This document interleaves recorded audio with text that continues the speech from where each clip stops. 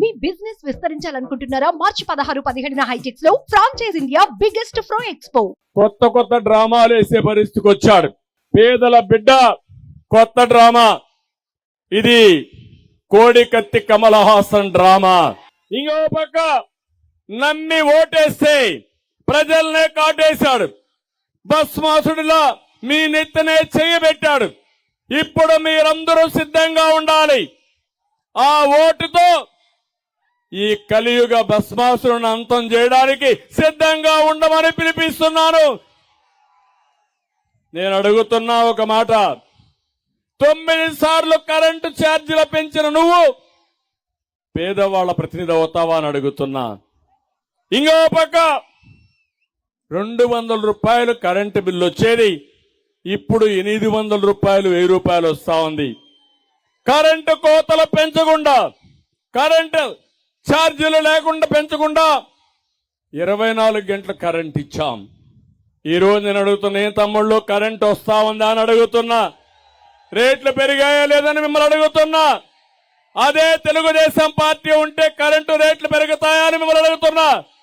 మళ్లీ హామీ ఇస్తున్నా, కరెంటు ఛార్జీలు పెంచకుండా నాణ్యమైన కరెంటు మీకు ఇచ్చే బాధ్యత తెలుగుదేశం జనసేన తీసుకుంటామని హామీ ఇస్తున్నా.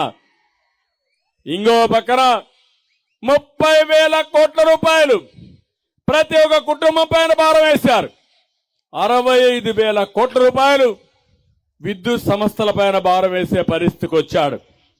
ఇది పెద్ద మనిషి చేసే పరిస్థితి. 3 సార్లు ఆర్టీసీ రేట్లు పెంచిన పెద్ద మనిషి పేదవాడు అవుతాడా అని మిమ్మల్ని అడుగుతున్నా. నిన్నే మీరు చూశారు, మీకు మాత్రం సరైన బస్సులు లేవు. ఎక్కడ చూసినా బస్సుల యాక్సిడెంట్. ఈ ముఖ్యమంత్రికి 20 కోట్ల రూపాయలు పెట్టి 2 బస్సులు బుల్లెట్ ప్రూఫ్ బస్సులు తెప్పించుకున్నాడు ఎన్నికల్లో తిరగడానికి. ఈయన రోడ్డు మీద తిరగలేడు, ఆకాశంలోనే తిరుగుతాడు. కానీ ఆయనకు మళ్ళీ బుల్లెట్ ప్రూఫ్ బస్సులు కావాలి. అంటే ఏ విధంగా ప్రజాధనాన్ని దుర్వినియోగం చేస్తున్నాడో మీరు ఆలోచించాలి. ఎవరైనా ముఖ్యమంత్రి ఉంటే ఒక బస్సు పెట్టుకుంటారు తప్ప ప్రజాధనంతో లగ్జూరియస్ గా ముందుకు పోయే పరిస్థితి వచ్చిందంటే ఏమనాలో అర్థం కాని పరిస్థితి. పేదవాడని చెప్పే ఈ ముఖ్యమంత్రి కడకు అన్న క్యాంటీన్ కూడా మూసేశాడు.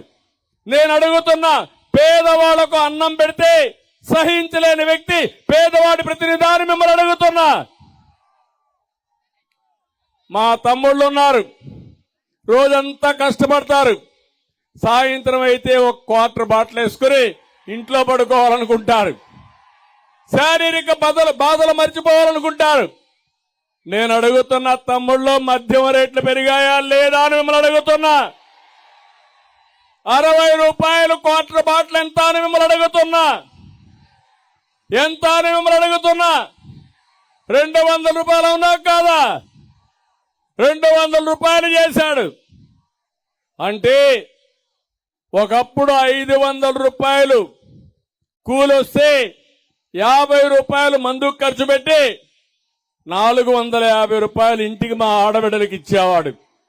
ఇప్పుడు 500 రూపాయలు వస్తే 300 రూపాయలు తాగుడు ఖర్చు పెట్టి ఇంటికి ఇవ్వలేని పరిస్థితి వచ్చింది. అక్కడికైతే పర్వాలేదు, నాసి రకం ఆ మందు తాగితే గోయిందా గోయిందా.